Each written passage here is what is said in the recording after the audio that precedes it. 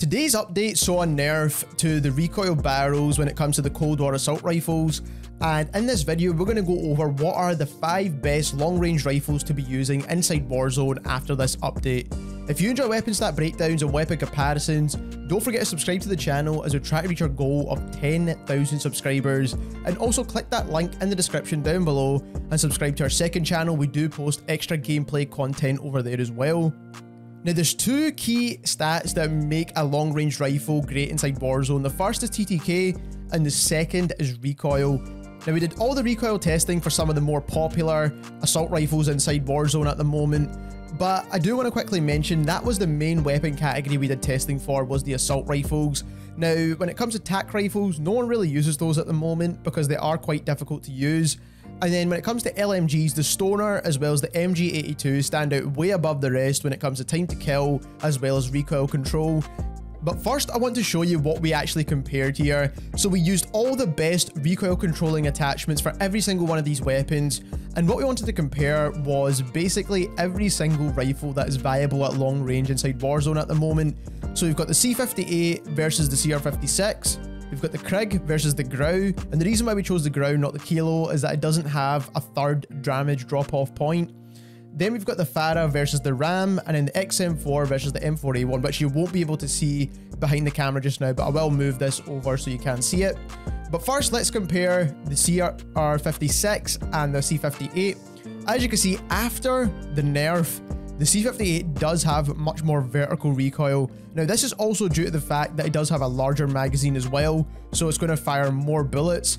But the main issue with this is that it actually goes upwards and to the left slightly, so I feel like this is going to be a bit more difficult to control than the AMAX. Plus a lot of people are very used to using the AMAX as well, so I do feel like the AMAX might actually come back into the meta for Warzone, which is quite surprising. But the C58 is definitely still viable in Warzone. It's not a bad recoil pattern whatsoever. I just feel like the AMAX does feel a little bit better. Now when it comes to the krig versus the grau, now the krig goes upwards, it has a cut to the right and then back up again, whereas the grau kind of goes upwards and just to the right, to the right, to the right. And it makes it a lot easier to control this kind of pattern here, whereas going up and then kicking to the right and going back again makes it a bit more difficult. But the krig is still a very easy gun to control. It's not tough to control whatsoever. Next we have the Fara versus the ram, and it's just quite obvious to see that the Fara does way better still when it comes to recoil than the Ram 7. The Ram 7 has such a harsh left kick that is very difficult to control, and even people that can control this recoil pattern have to be very skilled, whereas the Fara is such an easy gun to control even at long range. And then lastly we do have the XM4 versus the M4A1, which you'll see on screen just now. So the XM4 is the white line, the M4A1 is the blue line. And as you can see, the XM4 in my opinion is actually more accurate because it doesn't kick all the way off to the right nearly as much. But both of these guns are going to be really easy to control, but I just think the XM4 is going to be a little bit easier. So the next thing we're going to take a look into is the TTKs at long range, so mainly past 30 to 40 meters. And we're going to narrow it down to those earlier comparisons. So first we have the C58, which is orange, and the CR56 AMAX, which is the pink or purple line. And as you can see, at close range, the C58 beats the AMAX, and then even at long range, the C58 beats the AMAX as well. But like I said, when it comes to recoil control, I do think the AMAX is going to be a slightly better weapon, and the TTK difference is only about 16 milliseconds, so you're not really going to notice the TTK difference whatsoever. You need to be making sure you're landing all of your shots. Next, we're taking a look at the grau versus the krig. So we've got the grau in the kind of purple, dark blue line here, and the krig in the pink line. And as you can see, there's a significant long-range TTK difference between these two weapons. So the grau kills in 904 milliseconds at long range, whereas the krig kills in 736 milliseconds, and this is a massive difference. Now when it comes to the recoil, I did say the grau was a little bit better, but considering how significant this TTK difference is, and considering how easy the krig is to manage still, I would go for the krig over the grau. Next we have the Ram 7 and the Fara. So we've got the Ram 7 in the green line and the Fara in the blue line, and as you can see, the Fara at long range actually kills quicker than the Ram 7. Now, there's not a huge difference here, but as we can recall, the recoil on the Fara is way easier to manage than the Ram 7, and therefore you're going to be landing more shots and getting closer to this theoretical TTK as possible. And lastly, we're comparing the XM4 and the M4A1. We've got the M4A1 in this dark blue line, which is very hard to see, and then we've got the XM4 in the brown line here. And as you can see, again, past this 30-meter distance, the XM4 just fries compared to the M4A1. 666 milliseconds compared to 816. And like I said, the XM4 actually had the better recoil pattern in my opinion as well. If you want to see all of the weapons stacked onto this chart, this is what it looks like right now, and I wanted to break it down so you can actually compare the relevant weapons here, because all these weapons do have a place, and it's really important to compare them to each of their counterparts. So as you can see here, the C58 kills the quickest, followed by the AMAX, then the Fara, and the XM4's in there somewhere as well, and then we've got the Ram 7 as well. So we've got some really fast TTK weapons, especially at long range. But let's move on now to some best class setups of what I believe to be the top 5 best long range rifles inside Warzone at the moment. So at number 5, we actually have the MG82, and even though this gun got a nerf, and even though the barrels don't do as well as they used to, this is still the best LMG in the game, especially for long range anyway, and I highly recommend still using it. It's still a very viable gun. So for the muzzle, you do want to use the agency suppressor for the sound suppression, recoil control, bullet velocity, and damage range.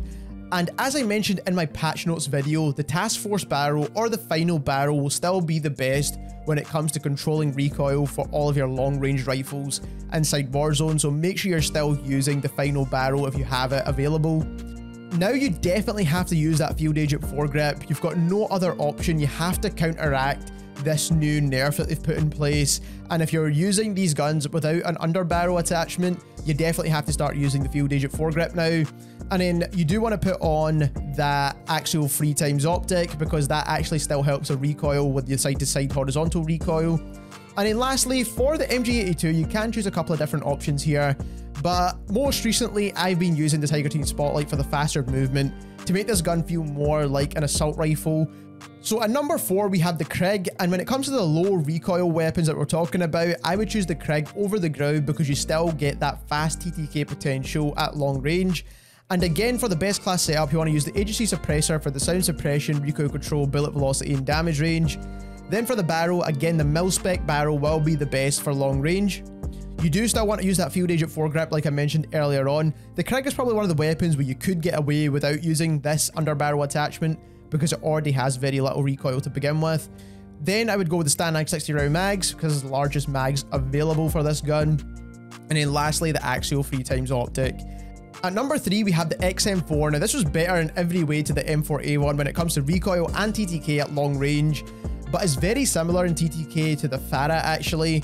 It just doesn't have that low recoil like the Fara does, but it's still a great viable long range rifle. So for the attachments, agency suppressor once again you want to use that task force barrel for the best recoil control, underbarrel field agent foregrip, ammunition, STANAG 60 round mags, and then lastly the VLK optic as well.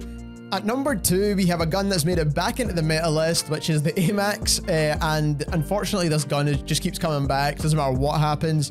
So the reason why I chose the AMAX here is because it has lower recoil than the C58, and even though it has a slightly slower TTK, a 16 millisecond difference is not enough to notice the difference at all. So I would still go with the AMAX because you're going to be landing more of your shots with this gun.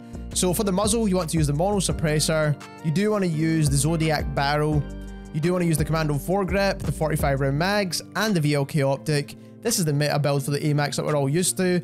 Last but not least, at number 1, we have the Fara 83. Now this gun's went through a lot of nerfs and buffs for various different things, but this is the lowest recoil, highest damage weapon in the game at the moment, so this is the one I would recommend using for long range. So you do want to use the GRU suppressor, you do want to use the Spetsnaz RPK barrel, you do want to use the Spetsnaz grip, you also want to use the Spetsnaz 60 round mags, and you also want to use the Spetsnaz axial arms 3x optic. But this is the best long range rifle inside Warzone at the moment. Like I said, it has that good balance of low recoil, and it also has a really fast TTK at long range, so it's almost a no-brainer to go for the Fara 83 at the moment. So there we have it. Those are the top 5 best long-range rifles currently inside Warzone.